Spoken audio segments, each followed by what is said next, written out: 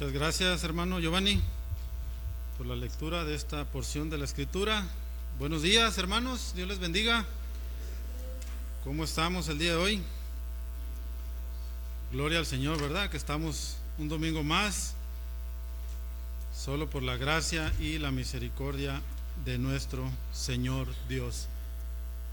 Vamos a terminar con el favor del Señor este capítulo 14. Hemos aprendido tantos temas aquí en estos versículos que el Señor también nos habla a cada uno de los que estamos aquí. Pero yo quisiera hacer una pregunta o varias preguntas. No sé si todos o la mayoría o algunos pocos en algún momento nos hicimos esta pregunta: ¿cuál es el significado de la vida? Que es algo que estudiamos cuando estudiamos el Descubra, estudiando el Evangelio. ¿Cuál es el significado de la vida? ¿Por qué nacemos? ¿Por qué nacimos? ¿Por qué vivimos? En algún momento podemos preguntarlos: ¿qué estamos haciendo en este mundo? ¿Cuál es el propósito? Y aún más, si vivimos o morimos depende solo de la suerte. Eso, al final de cuentas, nos podemos hacer estas preguntas en algún momento, porque no sabemos cuál es el significado de estar en este mundo, ¿no? Pero aquellos que ya hemos recibido el Evangelio de Cristo, aquellos que hemos aceptado al Señor Jesucristo como Señor y Salvador, aquellos que hemos recibido la luz del Evangelio, ¿cuál es el propósito del que el Señor nos haya salvado? Ahí ya cambia la perspectiva un poquito más. De hecho, generalmente la Escritura nos muestra que la creación del ser humano tuvo un propósito. Génesis 1:26 dice que fuimos creados conforme a la imagen y semejanza de Dios. ¿Pero para qué?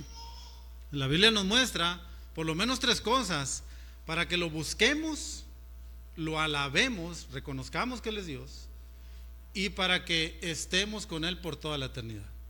Pero ¿cómo es esto? ¿Cómo podemos lograr estas cosas? De hecho, cuando viene el Señor a nuestras vidas y pone en nuestro corazón estas verdades y transforma nuestra mente y nuestro corazón, podemos ahora entender y buscar al Señor, glorificar su santo nombre y entender que Él desea que estemos con Él por toda la eternidad. Porque Dios creó al ser humano para ser eterno. Pero resulta que el ser humano cayó en pecado y se rompió esa perfección que el ser humano tenía en el huerto del Edén. Pero el Señor, gracias a su gracia y su misericordia, hizo un plan para que nosotros pudiéramos tener nuevamente esa relación con Él a través de Cristo. Y el tema es este, hermanos: siervos para la gloria de Dios. Culminando este capítulo 14 del libro de los Hechos, y vamos a ver cómo los discípulos o los apóstoles, en este caso, que así son llamados, Pablo y Bernabé, cómo ellos compartieron el Evangelio de Cristo en lugares muy peligrosos para ellos, y lo hemos venido viendo que no ha sido fácil para ellos compartir el Evangelio del Señor. Y con la ayuda del Señor vamos a terminar este capítulo 14 y que el Señor nos ayude a ver estos temas importantes para la vida de la iglesia, y no solamente para la vida de la iglesia, sino también para aquellos que no conocen del Señor, que no conocen de Cristo, para que el Señor abra su mente y su corazón y que sensibilice esos corazones para que el Evangelio también resplandezca en sus vidas. Vamos a orar, hermanos, para poner este tiempo en las manos del Señor. Padre Celestial, queremos alabarte una vez más, Señor, darte muchas gracias por esta nueva oportunidad que nos das de estar aquí en este lugar un domingo más, Padre, para aprender de tu palabra, Señor. Necesitamos que nos ayudes en este tiempo, que tu palabra, Señor, penetre en nuestros corazones. Por eso te pedimos, Padre, que seas tú quien lo prepare para que podamos recibir tu palabra con gozo. Ayúdanos, Señor, porque te necesitamos. Y te lo pedimos en el nombre poderoso de tu Hijo amado Jesucristo, nuestro Señor y Salvador. Amén.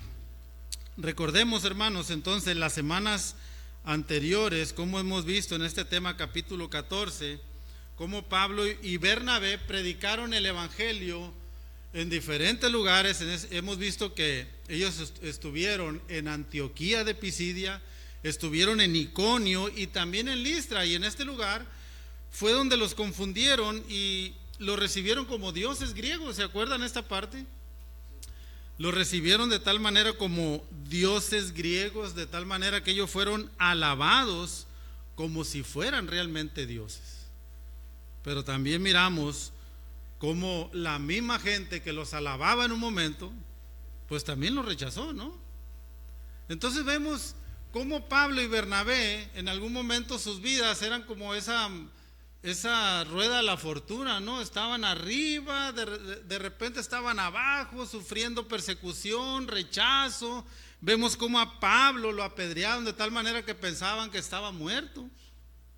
Las mismas personas que en su momento los tenían en alta estima, y de repente se fueron en contra de ellos. En un momento vemos cómo ellos compartieron el evangelio. Pero hermanos, vemos el propósito que Pablo y Bernabé tenían.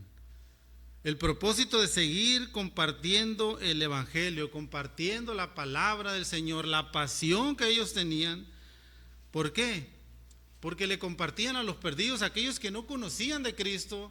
La misión era compartirles del Señor Jesucristo, del evangelio, esas buenas noticias de salvación para ellos. Y algo impresionante, en lugares donde las personas vivían en una mentira y en la idolatría. Imagínense meterse a esos lugares a compartir el evangelio de Cristo. Que la salvación no es por lo que tú hagas, que naturalmente como seres humanos creemos que es así. Que la salvación es por obras o por la religiosidad o por méritos propios. Y llegar a lugares a compartir ese evangelio tan diferente a lo que nosotros creemos humanamente hablando, ¿no? Yo creo que Dios me va a aceptar por esto bueno que haga. Yo creo que Dios me va a aceptar por el hecho de ser religioso solamente. Y la verdad que no es así, ¿no? Y vamos a ver, hermano, el primer tema, el anuncio de la verdad que compartieron los discípulos, y en este caso Pablo y Bernabé, que leemos los versículos 19 al 21a, y dice la escritura en el versículo 19: entonces vinieron unos judíos de Antioquía y de Iconio. ¿Qué hicieron? Nos dice el texto que persuadieron a la multitud, y habiendo apedreado a Pablo, le arrastraron fuera de la ciudad, pensando que Pablo estaba muerto. Versículo 20: pero rodeándole los discípulos, se levantó y entró en la ciudad, y al día siguiente salió con Bernabé para Derbe, y después de anunciar el evangelio en aquella ciudad. ¿Qué sucedió con Pablo? Bueno, él fue apedreado, nos dice el texto, pensando que estaba muerto. Los discípulos lo rodean y lo levantan y entran a una ciudad llamada Derbe, nos dice el texto. Pero dice el versículo 21, y después de anunciar el evangelio en aquella ciudad. Vemos este momento para los discípulos, en este caso Pablo y Bernabé, un momento complicado para ellos. Imagínense, ¿no? Ver esta situación, Pablo tirado, apedreado ahí, los ánimos, ¿cómo estarían? No sé, el desespero también para ellos, por la circunstancia que estaban pasando ahí.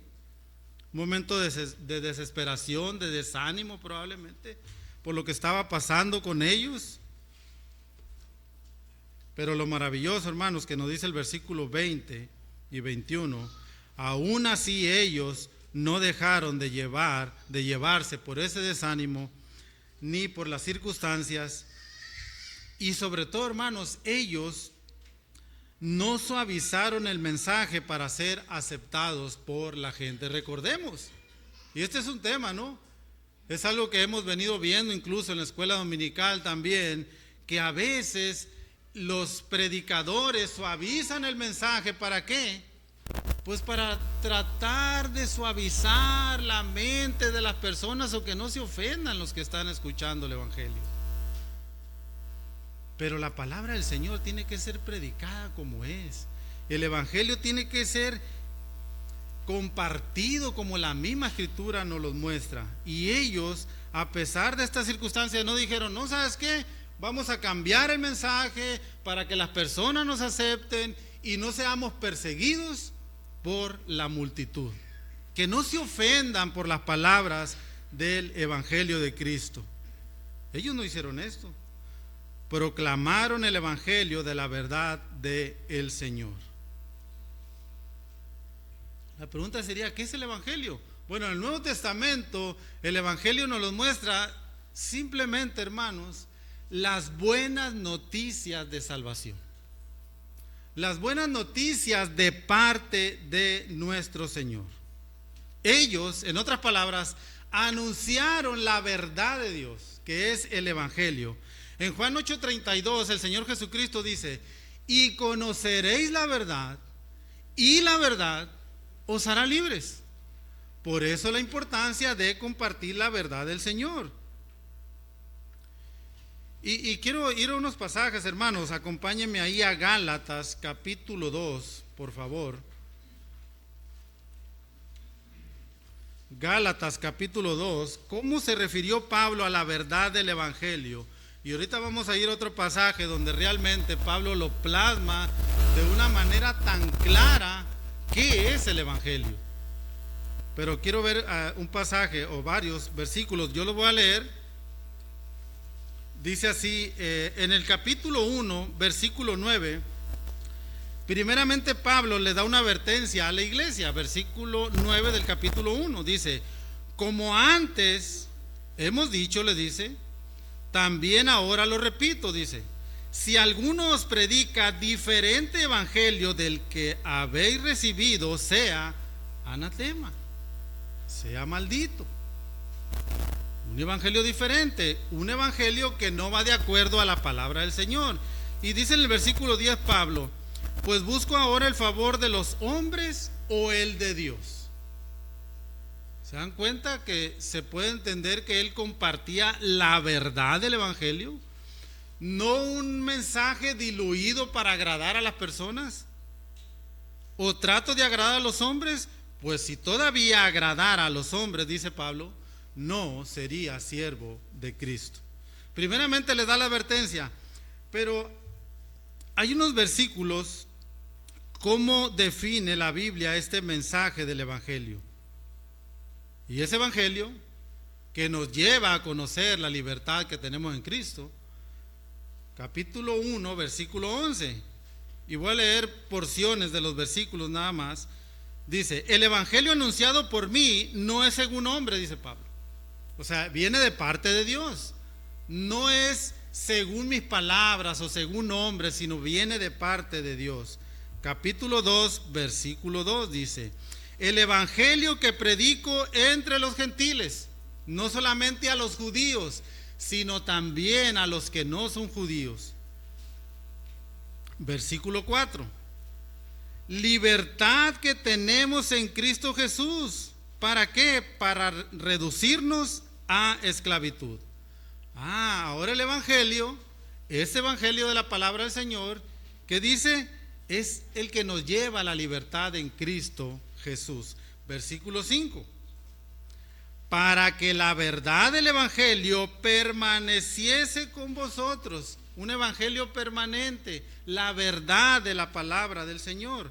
Versículo 7: antes, por el contrario, como vieron que me había sido encomendado el evangelio de la incircuncisión, como a Pedro el de la circuncisión. O sea, el evangelio predicado a los no judíos y a los judíos, a gentiles y al pueblo del Señor. Pero vamos ahí, acompáñenme al capítulo 15 de la primera carta a los Corintios.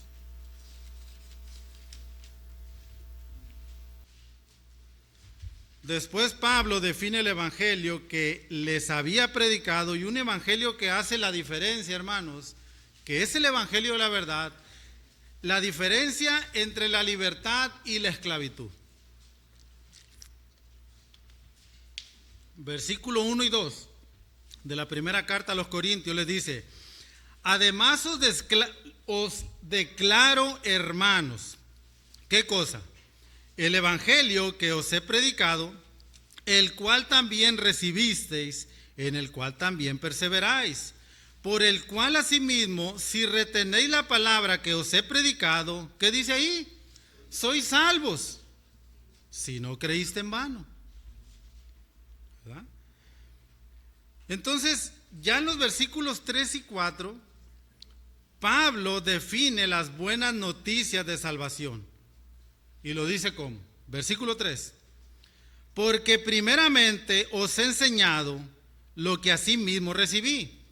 ¿Qué cosa, Pablo? Que Cristo murió por nuestros pecados conforme a las Escrituras.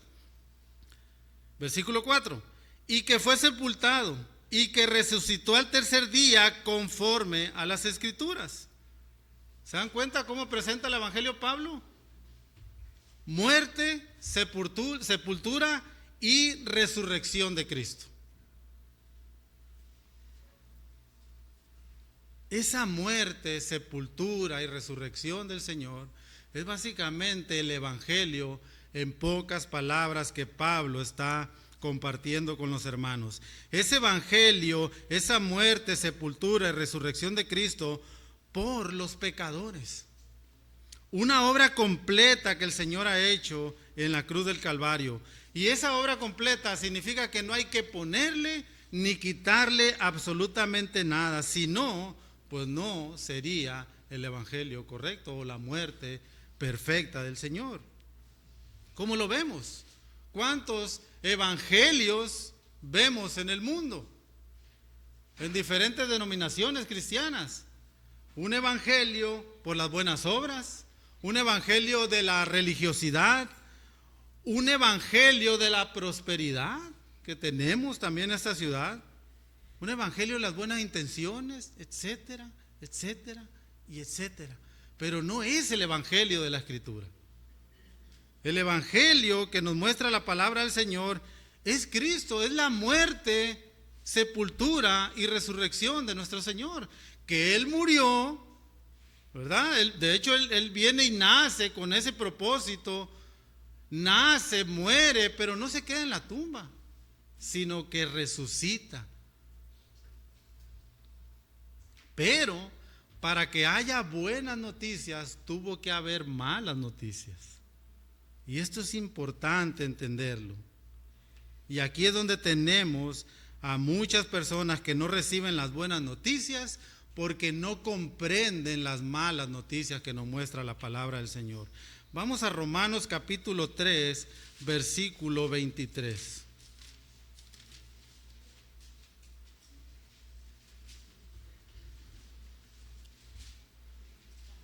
¿Qué nos dice la Escritura?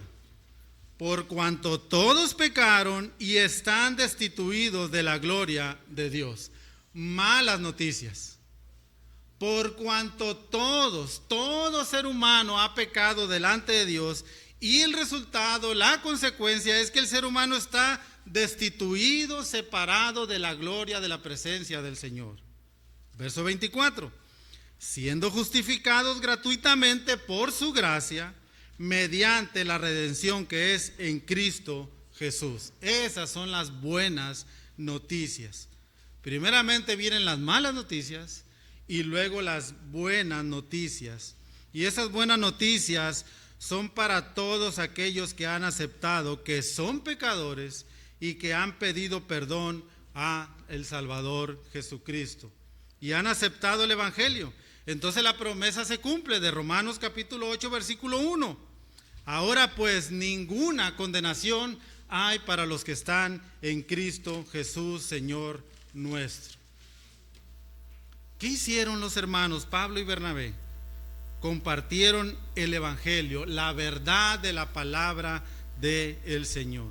Y después nos dice el texto, capítulo 14 de Hechos, regresemos ahí, el versículo 21, la parte B nos dice: primeramente ellos anuncian el evangelio Y después dice la Escritura, y de hacer muchos discípulos. Y aquí vemos, hermanos, ellos cómo cumplen el mandamiento de nuestro Señor Jesucristo. ¿Cuál es el mandato? La gran comisión, Mateo 28, versículo 19, id y hacer discípulos a todas las naciones. Hermanos, el Evangelio, cuando nosotros compartimos el Evangelio, anunciamos el Evangelio a las personas, es el inicio apenas de la misión. Es el inicio del mandato que el Señor nos ha encomendado, porque no queda ahí. No solamente decirle, ¿sabe qué? Necesitas arrepentirte de tus pecados, hay un Salvador que quiere que vengas a Él y te arrepientas de esa vida que llevas. No queda ahí, sino que nos lleva a compartirles el Evangelio de una manera más personalizada, siendo discípulos del Señor. ¿Y quién es un discípulo? Bueno, cuando tú le compartes el Evangelio, Dios redarguye su corazón, redarguye su mente, se arrepiente de sus pecados y pide salvación a Cristo. Ese es un discípulo, es aquel que ha pedido salvación primeramente, pero es aquel que también desea aprender de su maestro, es aquel que ha depositado la fe en Jesucristo y es aquel que desea seguir al Señor. Básicamente ese es un discípulo. Por eso en Juan 8:31 el Señor le dice a algunos judíos que le habían dicho que habían creído en Él, si vosotros permaneciereis en mi palabra, seréis verdaderamente mis discípulos. Cumpliendo el mandato del Señor. No solamente compartir el Evangelio, sino haciendo discípulos también. Pero no queda ahí también, hermanos. Después dice que la Escritura, después de anunciar el Evangelio en aquella ciudad y de hacer muchos discípulos, ¿qué hacen ellos? Volvieron a Listra, a Iconio y Antioquía. ¿En dónde? En Listra, allá donde los habían confundido como dioses griegos. En Iconio, donde se levantó una multitud que se fueron en contra de ellos. Y en Antioquía también, ¿se acuerdan? Ahí en el capítulo 13 que nos dice el versículo 50, pero los judíos instigaron a mujeres piadosas y distinguidas y a los principales de la ciudad y levantaron persecución contra Pablo y Bernabé y los expulsaron de sus límites. Ahí regresaron los discípulos, ahí regresaron los apóstoles, ahí regresaron Pablo y Bernabé a estas ciudades donde los habían rechazado. ¿Pero para qué? ¿Para qué regresaron ellos ahí? Y esto nos lleva al tercer punto: animando y orientando a otros. Nos dice el versículo 22 al 23, dice el verso 22, ¿para qué regresaron ellos? Recordemos que aún así que muchos rechazaron el Evangelio de Cristo, muchos creyeron en el Evangelio del Señor. Y muchos aceptaron a Cristo como Señor y Salvador. Y nos dice el versículo 22, dice, confirmando los ánimos de los discípulos, exhortándoles a que permanecieran en la fe y diciéndoles, es necesario que a través de muchas tribulaciones, ¿qué cosa? Entremos en el reino del Señor. ¿Qué cosas hicieron ellos? ¿Para qué regresaron?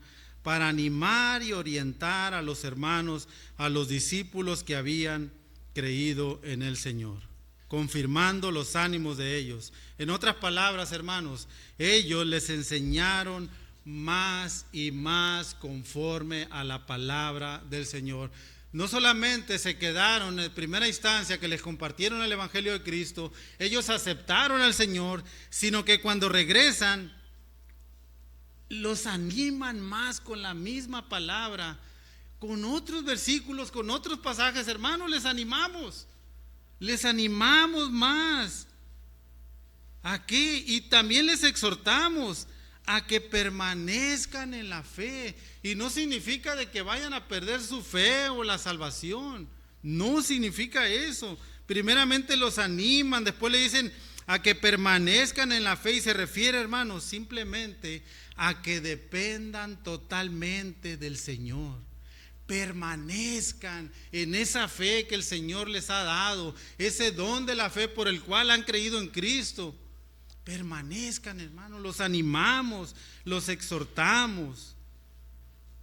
Día a día confíen en el Señor.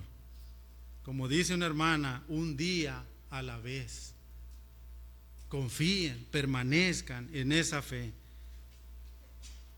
Permanezcan diariamente en esa fe, en esa confianza en el Señor, día tras día, como dice 2 Corintios 5:7, porque por fe andamos y no por vista. Y animan a los hermanos, no solamente les enseñan con la palabra del Señor, sino también que los exhortan a que permanecieran en la fe, y diciéndoles, hermanos, imagínense estas palabras: hermanos, es necesario que a través de muchas tribulaciones entremos en el reino de Dios. ¿Y a qué se está refiriendo aquí este versículo? Simplemente, hermanos, se refiere a la segunda venida de Cristo, a la segunda venida del Señor, que mientras Cristo venga, como ellos lo experimentaron personalmente, les están enseñando a los demás discípulos. Hermanos, ¿saben qué? Lo hemos experimentado en carne propia. Es necesario que a través de muchas tribulaciones entremos en el reino de Dios. Mientras venga Jesucristo por segunda vez, es necesario pasar por esto. Mientras compartas el evangelio, y sobre todo en lugares peligrosos donde te van a rechazar, hermano, esa es la vida del misionero, esa es la vida del discípulo del Señor, esa es la vida de aquellos que comparten el evangelio de Cristo. Y por eso ellos regresan y confirman los ánimos de los discípulos que habían creído en el Señor, les exhortan a que permanecieran en la fe, a que confíen en el Señor día tras día mientras su vida aquí en esta tierra, y terminan ellos diciéndole, hermanos, es necesario, no hay manera de escapar de esto, que a través de muchas tribulaciones, mientras Cristo regrese, entremos en su reino. Pero gloria al Señor, porque el Señor estaba con ellos. Ellos no estaban solos. No será fácil, hermanos, la vida aquí en esta tierra. Eso es una verdad. Eso es una verdad que ellos necesitaban compartirle a los nuevos creyentes. Es una verdad que necesitaban compartirle a los nuevos discípulos del Señor. ¿Por qué? Porque es una verdad de la palabra. Vamos ahí a primera carta de Pedro. ¿Se acuerdan lo que Pedro le dice a los hermanos? En esta primera carta, capítulo 4, versículos 12 y 13. Amados hermanos, no os sorprendáis del fuego de prueba que os ha sobrevenido, como si alguna cosa extraña os aconteciese. ¿Qué les dice el versículo 13? Sino gozaos. ¿Por qué? Por cuanto sois participantes de los padecimientos de Cristo. ¿Para qué? Para que también en la revelación de su gloria, vean, os gocéis con gran alegría. Sí, va a haber dificultades, va a haber problemas, persecución, pero hermanos, ustedes tienen gozo y alegría. ¿Por qué? Porque el Señor vendrá por ustedes y entonces se acabará todo esto. Ya no habrá persecución, ya no habrá más dolor, ya no habrá más llanto, porque las cosas viejas pasaron, he aquí todas son hechas nuevas, dice el Señor. Entonces vemos que ellos regresan, confirman los ánimos de los discípulos, les exhortan a que dependan del Señor, permanecer en la fe, y diciéndoles una verdad: hermanos, mientras el Señor vuelva, es necesario que a través de muchas tribulaciones entremos en su reino. Pero no solamente esto, versículo 23. ¿Qué hacen ellos? Bueno, la iglesia del Señor iba creciendo. En las casas se estaban reuniendo muchos creyentes, La iglesia del Señor estaba ya en esta ciudad, en muchas casas. ¿Y qué hacen ellos? Bueno, ellos tenían que regresar. De hecho, lo vamos a ver. Ellos regresaron de donde habían sido enviados. Pero ¿qué hacen? Versículo 23, nos dice la Escritura. Y constituyeron ancianos en cada iglesia, y habiendo orado con ayunos, los encomendaron al Señor en quien habían creído. ¿Qué hacen? Constituyen ancianos en cada iglesia. ¿Para qué? Fíjense, la Escritura nos dice, constituyeron maestros y diáconos para que se encarguen de la iglesia del Señor. No, ancianos. Constituyeron ancianos. Los ancianos estaban encargados de la congregación, por eso ellos lo hacen. Ellos eran los encargados de guiar al cuerpo de Cristo. Ellos eran los encargados de enseñarles la palabra del Señor. Y lo hacen.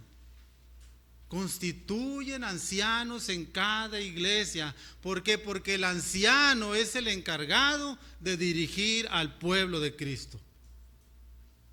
Ahora, no está claro cómo fueron elegidos, qué método usaron, si toda la iglesia estuvo de acuerdo, ¿sabe que vamos a poner a este hermano como anciano? O directamente los apóstoles lo hicieron.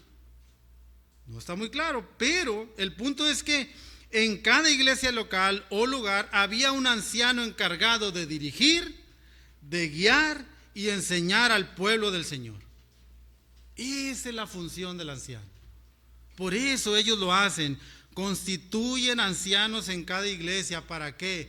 Para que el anciano pastor sea el encargado de dirigir al pueblo del Señor. Y Pedro, en su primera carta, capítulo 5, nos dice cómo debe de ser el anciano que está al frente de una iglesia.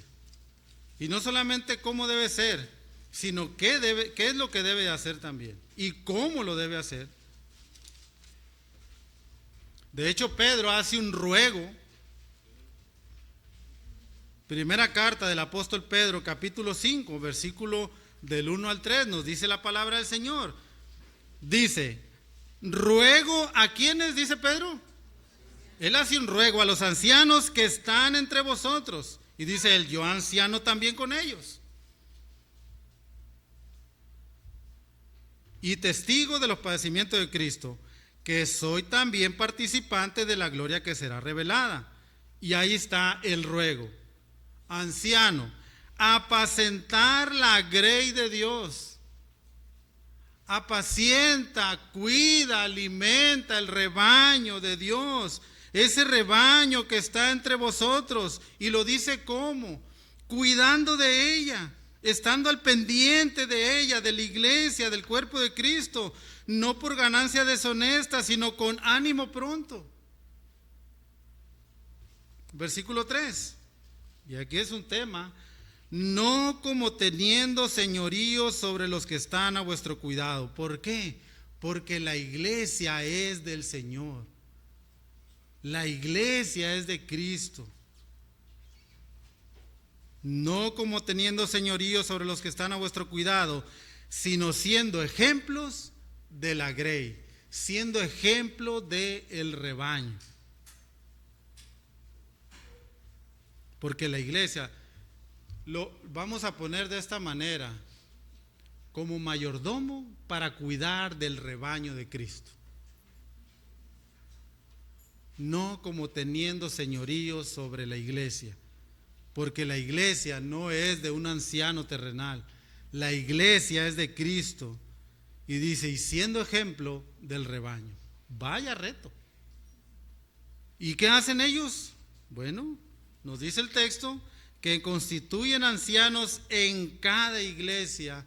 Y nos dice, terminando el versículo, y habiendo orado con ayunos, ¿qué hacen Pablo y Bernabé? Bueno, los encomiendan al Señor en quien habían creído, y ellos ya se van a otros lugares a compartir el evangelio. pero regresan a Antioquía de donde habían sido enviados. Y ahí vamos ya a lo último. Vemos en el punto número 4, los informes de cuán grandes cosas había hecho el Señor con ellos. De ahí el tema, siervos para la gloria de Dios.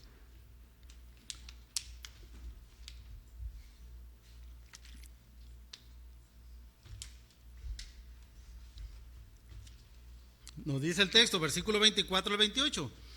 Pasando luego por Pisidia, vinieron a Panfilia, y habiendo predicado la palabra en Perge, descendieron a Atalía, y de allí navegaron a Antioquía, de donde habían sido encomendados a la gracia de Dios para la obra que habían cumplido.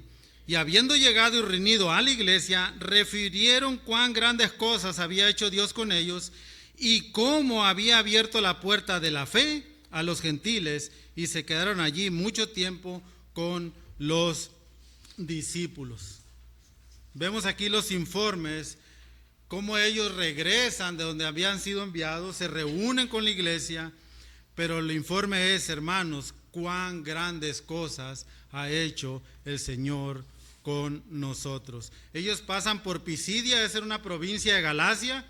Después van por Panfilia, era una pequeña provincia entre Galacia y el mar Mediterráneo, y tenía por capital a Perge y por puerto principal a Atalia, que ellos se cree que estuvieron compartiendo el evangelio en estas regiones por un año aproximadamente, y ya ellos regresan a Antioquía de Siria, de allá donde habían sido enviados, de allá de donde llamaron a los discípulos cristianos por primera vez.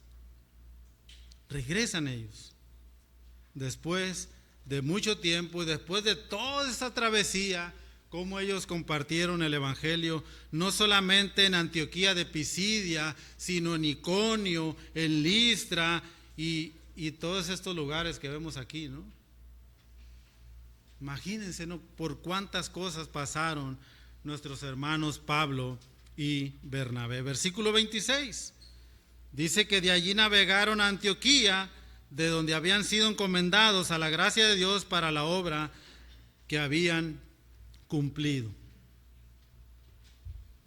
Vemos la llegada de los misioneros ya en el versículo 27. Y habiendo llegado y reunido a la iglesia, ¿qué hacen ellos? Refirieron cuán grandes cosas había hecho Dios con ellos. ¿Sería en una sola reunión que les hayan contado todas estas cosas a los hermanos? Imagínense, ¿no?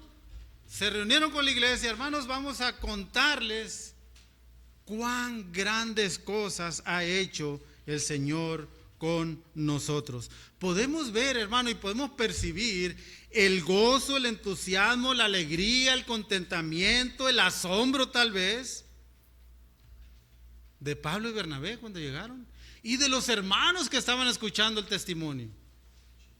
¿De qué cosa? De que cuán grandes cosas había hecho el Señor con ellos. De cómo Dios les había abierto la puerta para la obra del ministerio para los gentiles. Estaban ellos gozosos, hermano. De hecho lo dice allí, ¿no?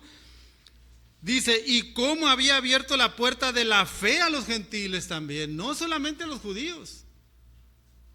Esto ya lo estudiamos capítulos anteriores. Estaban sorprendidos porque de hecho ellos cuando llegan a Antioquía de Pisidia, solamente un grupo le comparte a los judíos el evangelio, ¿se acuerdan? Pero otro grupo va y le comparte a los gentiles también, porque ellos empezaron a entender que el evangelio era para todos, no solamente para el pueblo judío. Pero es interesante ver, hermanos, cómo ellos no dijeron, hermanos, les vamos a contar todos los métodos que hicimos, todo lo que hicimos en nuestras manos y en nuestra propia sabiduría para compartir el evangelio a los creyentes. No, ellos no hicieron esto. Ellos dijeron, hermanos, escuchen lo que les vamos a contar, lo que les estamos refiriendo. Cuán grandes cosas ha hecho Dios con nosotros. Cómo es que Dios nos ha utilizado para compartir el evangelio de Cristo con los no creyentes. Y dice el versículo 28, y se quedaron allí mucho tiempo con los discípulos. Ellos regresan de donde habían sido enviados, le dan el informe a los hermanos, les cuentan el testimonio de cuán grandes cosas había hecho el Señor con ellos. ¿Se acuerdan esta frase? ¿Se acuerdan aquel endemoniado gadareno que dijo: Señor, yo quiero seguirte? Y el Señor le dice: no, aquí te vas a quedar para que vayas a los tuyos y les cuentes cuán grandes cosas ha hecho el Señor contigo. Testigos del Señor, testigos de Cristo, siervos para su gloria. Pero van a recibir poder cuando haya venido sobre vosotros el Espíritu Santo. Y entonces me van a ser testigos. Testigos. Compartiendo el Evangelio de Cristo. Hermanos, le refirieron cuán grandes cosas había hecho el Señor con ellos. Podemos ver en este capítulo 14 lo que la Biblia nos plasma, cómo es que ellos compartieron el Evangelio en muchos lugares, muchos creyeron, pero hay cosas, hermanos, que seguramente pasaron, que nosotros no las vemos aquí, pero lo que está escrito es lo que debemos aprender. Y es una maravilla cómo el Señor los había llevado. Recordemos que ellos estaban llenos de gozo, llenos del Espíritu Santo. Eso es algo tan importante. Ellos siempre estaban dependiendo del Señor, confiados en el Señor. Por eso hablaban con valentía la palabra. Si no confías en Cristo, no hay manera. Lo vas a hacer en tus fuerzas. Y al primer rechazo vas a querer tirar la toalla cuando compartas el Evangelio, aún con tu propia familia.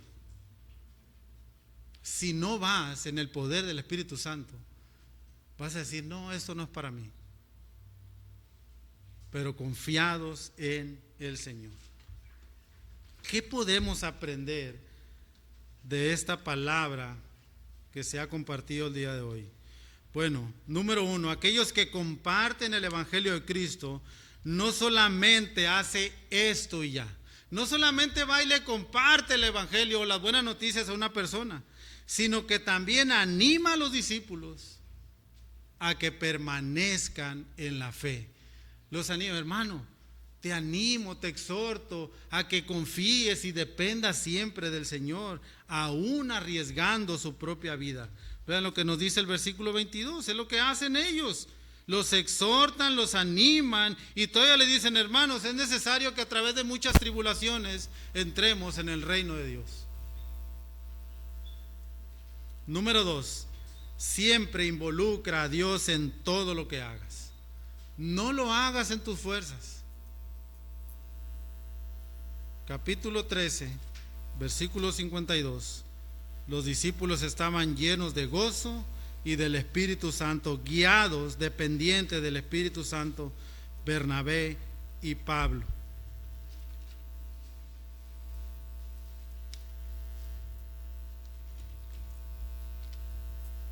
¿Por qué la iglesia crecía? ¿Por lo que Pablo y Bernabé hacían? Porque Dios estaba con ellos. Dios es el que les abría las puertas. Dios es el que le abría las puertas para compartir el Evangelio. En una ocasión escuché a alguien que dijo: estoy esperando que Dios me abra una puerta para compartir el Evangelio. Hermano, allá afuera está miles de puertas abiertas para que compartas el Evangelio de Cristo. Muchas puertas abiertas. Siempre involucra al Señor en todo lo que hagas. No lo hagas en tus fuerzas. Pablo y Bernabé dependían siempre del Señor. ¿Por qué la iglesia crecía? Porque Dios estaba con ellos. ¿Por qué la iglesia permanece? Porque Dios está en la iglesia. Es de Él la iglesia. Él la sostiene, Él la guía. ¿Y nuestra iglesia? Iglesia Bíblica Piedra Angular. ¿Por qué está? ¿Por qué 23 años, porque Dios la sostiene. Por la gracia y la misericordia del Señor. ¿O será por aquellos hermanos que fueron los primeros que fundaron la iglesia? Aquellos hermanos que se reunieron un día en una casa y compartieron el evangelio en sus fuerzas y usaron métodos humanos para que la iglesia creciera. No, la palabra de el Señor. Número 3, los apóstoles en este entonces, pero los misioneros, los que comparten el evangelio, aquellos discipuladores pueden decir y contar de esta manera cuán grandes cosas ha hecho el Señor con nosotros y de cómo te ha abierto la puerta para compartir con otros y gozarnos en la obra del Señor. ¿Estamos viviendo de esta manera? Proclamando el evangelio de Cristo, haciendo discípulos para el Señor, animando a otros también a que permanezcan en la fe. ¿O solamente les hablamos del evangelio y ya? Es un compromiso. Hacer discípulos es un compromiso, hermano. No solamente decirle una palabra, sino estarle compartiendo el evangelio, por lo menos cada semana, 1 hora a la semana. Para aquellos que quieren y desean estudiar la palabra del Señor y descubrir quién es Dios, quiénes somos nosotros, por qué nacimos, por qué vivimos. Aquí hay en la iglesia hermanos que te pueden compartir el evangelio, por lo menos 1 hora a la semana. Tú elige el día. Ponte de acuerdo para que conozcas a Dios, para que conozcas a Jesucristo. ¿Nuestra iglesia está viviendo de esta manera? Compartiendo el evangelio del Señor, haciendo discípulos para Cristo, animando a los creyentes. Vamos a ir a Mateo capítulo 9. Vean las palabras del Señor. Mateo capítulo 9.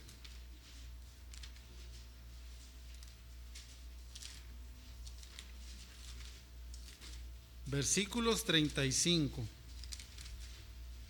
al 38. Primero Mateo nos narra qué es lo que hacía Cristo. Bueno, Cristo compartía el evangelio, ¿no? Compartía las buenas noticias. Recorría muchas ciudades y aldeas el Señor, nos dice el versículo 35. Recorría Jesús todas las ciudades y aldeas. ¿Haciendo qué? ¿Para qué? ¿De paseo? No, enseñando en la sinagoga de ellos y predicando el evangelio del reino, las verdades de la palabra del Señor, y sanando toda enfermedad y toda dolencia en el pueblo. Versículo 36. Y vean, hermanos, y al ver las multitudes, ¿qué hace? Vean el carácter de Cristo. Tuvo compasión de ellas. ¿Por qué? Porque estaban desamparadas y dispersas, como quienes, como ovejas que no tienen pastor. Vean el carácter de Cristo. Compasión de la multitud. Compasión de las multitudes. ¿Por qué? Porque estaban dispersas, desamparadas, así como las ovejas que no tienen pastor. De esa manera. Entonces le dice el versículo 37 Jesús a los discípulos: a la verdad, la mies es mucha, mas los obreros pocos.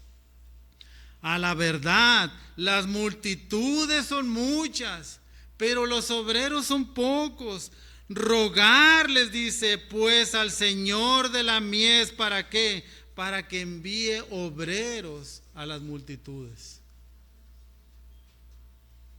La obra del Señor es tan amplia, hermanos, tantas cosas por hacer, que se necesitan tantos obreros para la obra del Señor.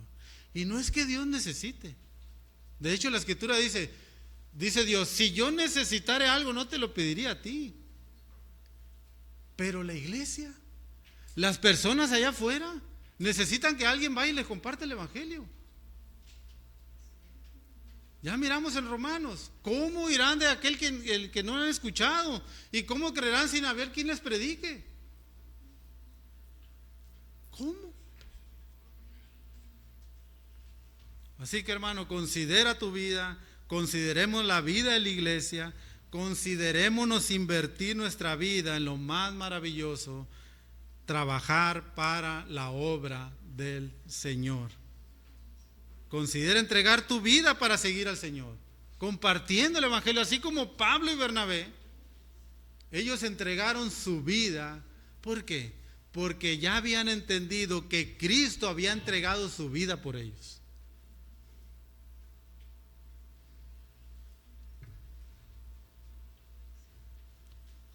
Gálatas 2:20 dice Pablo, con Cristo estoy juntamente crucificado, y ya no vivo yo, mas Cristo vive en mí, y lo que ahora vivo en la carne, lo vivo en la fe del Hijo de Dios, el cual me amó y se entregó a sí mismo por mí. Que seamos siervos, hermanos, para la gloria del Señor, y oremos que el Señor levante esta iglesia varones y mujeres que sean siervos para la gloria de Cristo, que puedan ser instrumentos en las manos del Señor, compartiendo el evangelio. ¿Por qué? Porque la mies es mucha y los obreros pocos. Así que el Señor nos ayude, hermanos, a seguir compartiendo el evangelio de Cristo. Y hay muchas puertas abiertas allá afuera, donde puedas ir y compartir las buenas noticias de salvación para aquellos que no conocen el evangelio de Cristo. Oremos, hermanos, y que el Señor nos ayude a andar por fe y no por vista. Padre celestial, te damos nuevamente toda la honra y la gloria, Señor, porque tú utilizaste a estos apóstoles, a Pablo y Bernabé, Señor, especialmente en estos lugares para compartir el evangelio de tu Hijo Jesucristo. Señor, queremos pedirte que nos perdones cuando no hemos hecho, Señor, el mandato que tú nos has encomendado. No solamente de compartir el evangelio, sino de hacer discípulos, de ser testigos tuyos, Señor. Te pedimos, Padre, y te rogamos que levantes obreros, que levantes hermanos, que levantes hermanas, que compartan tu palabra, Señor, con aquellos que no te conocen. La obra es tuya, Señor, y la salvación viene de ti, Padre. Y que no se nos olvide, Señor, que solamente nosotros somos unos instrumentos en tus manos para compartir la verdad de tu palabra. Ponemos en tus manos, Señor, nuestra vida, nuestra mente y nuestro corazón, porque te lo pedimos en el nombre de Cristo Jesús. Amén.